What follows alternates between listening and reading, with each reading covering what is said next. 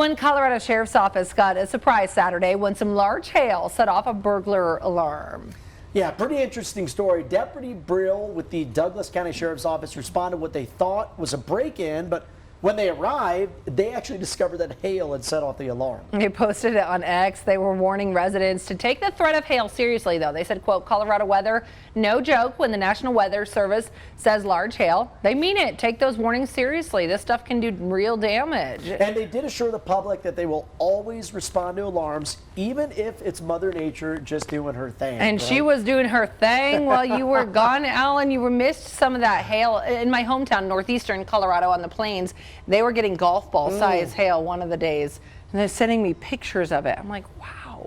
We got lucky here, though. And, you know, we were watching, of course, nowadays with the advent of Blink and whatever else, other cameras we have, watching it anytime we saw storms popping up. Please don't damage the flowers we planted before we left it. We're okay. Just the small stuff. That's why I've waited.